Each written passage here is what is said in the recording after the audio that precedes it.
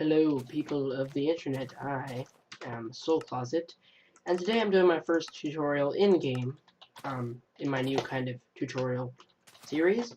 Is it a series? I guess it's a series. And today I'm going to show you how to make multiple redstone gates.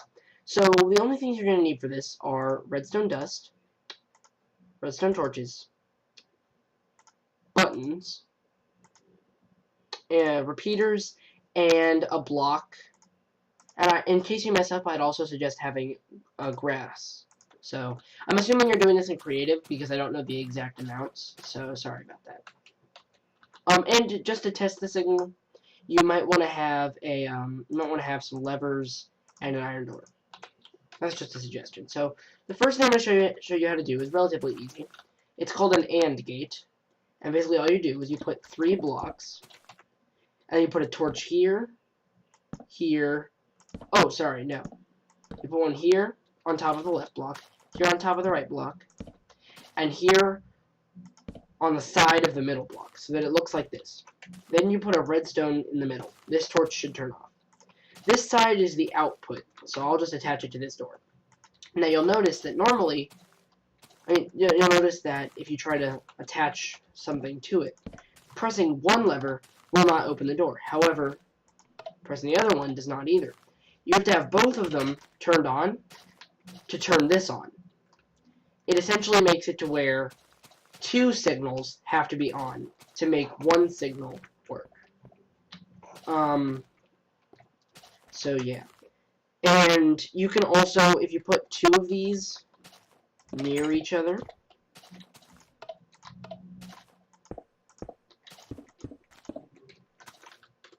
and then you make another one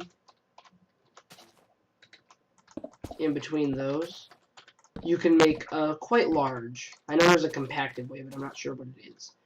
You can make a relatively large but still functional 2-input version. Meaning that 4 levers or 4 signals have to be on in order for one to work. So that would work like this. 1, 2, 3, 4. And now you can see that the final signal is on. So that's the AND gate, so I'll just take out all this other stuff so you have a solid example. So yeah, there you go. And now we can move on. So this is a NOR gate, I think, but it's commonly referred to as an inverter. Basically, this signal is the opposite of the output. This just basically takes the input and switches it. So if this is off, then the output's on, and if this is on, then the output's off. That's helpful if you want to make a thing where, like, you pull a lever, and you want a piston door to open when this is pulled down, then this would be helpful, because pistons, if it's a piston door and it's closed, then the signal is actually on. So this really helps with that. But that's just an aesthetic thing. So I'm just going to isolate the gate here. So that's a NOR gate. Now we're going to move into something a little bit more complicated, the RS NOR latch. And for this you need to put 2 blocks with 1 space in the middle, diagonally like this. Then you want to put a torch on that block like that, and on this block like this. Now, you want to connect that with redstone like so. Then, you put buttons here and here. Basically, whichever one has a torch on it that's powered, you press that, and the other one gets powered. And the buttons don't have to be directly on them. The signal can be going into the block. So, I can do this, and have it be to where... But you see, the main point of this is to make it to where you can press a button and have the signal stay on like a lever. And then be able to turn it off. So, let's say that this was opening a door to my house. I could walk inside and press this button, and then it would close the door. So that's helpful. So that's an RS NOR latch. the next thing, I'm not too amazing with redstone gates. I don't know all of them, but now I'm just going to show you something that may help you. I call it an inverter tower. Basically, you make a lot of NOR gates on top of each other, like this. And this will make a 2 by 1 by however tall space bring a signal upward. So basically, just by putting an input into the bottom block, you can bring the signal up to where when the signal's on, this side is on. When the signal's off, that side's off.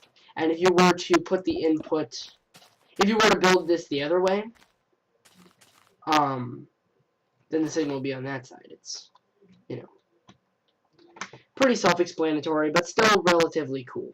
Basically, wherever you build it, wherever you build it, you can make it however tall you want, but if you're trying to do something exact with timing, it may not be the best idea, because torches, like inverters, take up 1 tick of time, so over a long distance up, that may delay your redstone by a lot. But if it doesn't matter too much, then this is a great idea. Now I'm going to show you a simple thing you can do, where basically anywhere that you put water, and this may be obvious to some of you, but to others it may not, wherever you put water, TNT will not blow stuff up. Like, there was water there, and then I put TNT over it. That's going to blow up. However,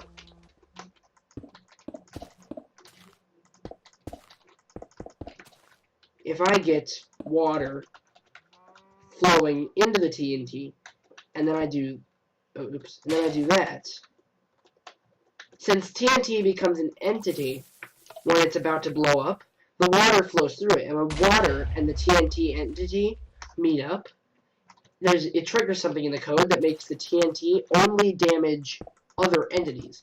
So it will kill mobs and the player and other players, but it will not blow up blocks, as you saw.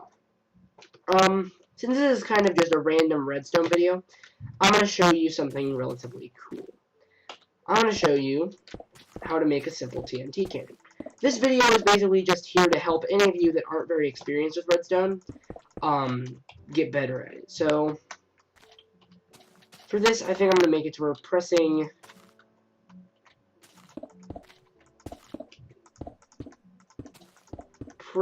this button, which I'm going to place, will activate the cannon. So here, basically what you're going to want to do is you're going to want to build this. Forget that part over there. And then you want to build 2 prongs. And this part has to be 9 long. So that's 1, 2, 3, 4, 5, 6, 7, 8, 9. So then all 4 prongs should be 9 long.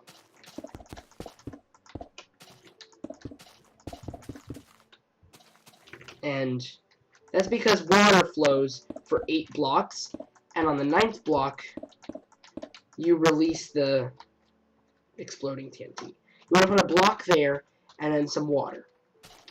That way the water gets just to the end, which is what you want. Now you actually want to take away those prongs.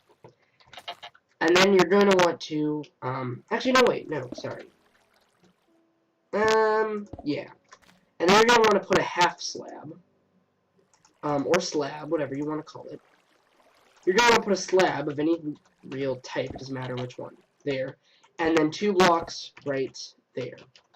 Now, I just have to test something that I'm not sure if it'll work or not. I think it will, but it's a test.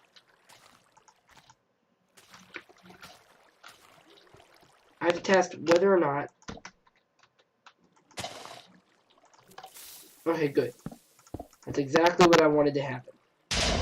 In that case, you're going to put it up like this. So now, you want to put... Well, I'll show you that when we're loading. Basically, you want to put redstone right here, and then you want to get some redstone repeaters, and put it going all the way down this. Actually 3 fully delayed ones should work fine. So we'll put it like that.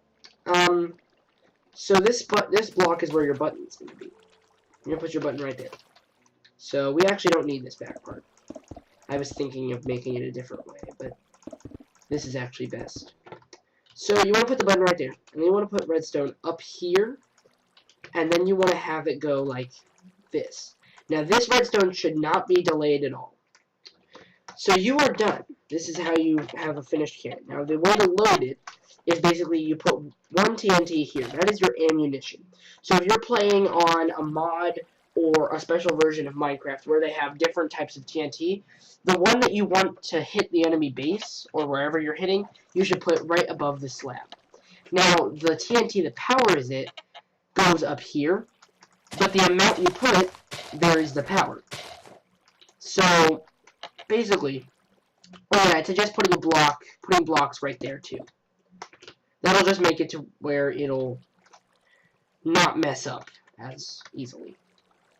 So once you're done with this, assuming that you can load it from the outside, you can actually just cover up this entire thing and make it kind of like a bar. So it's kind of like a bar of redstone.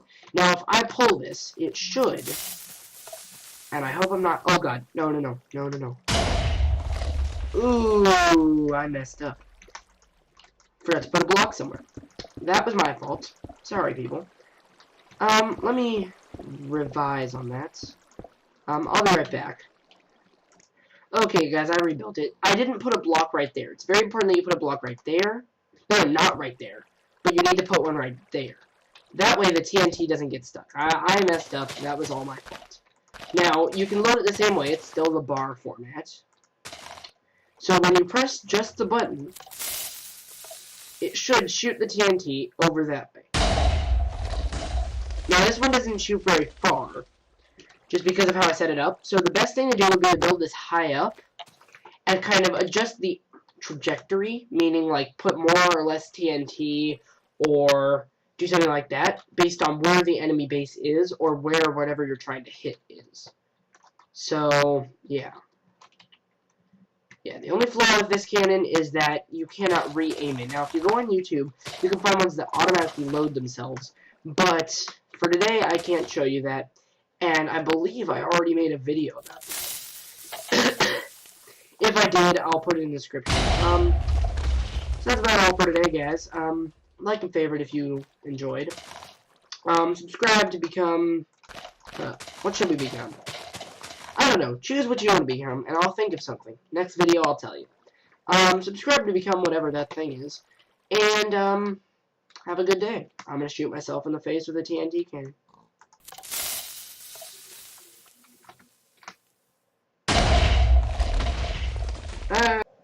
Hey guys, just a final note here.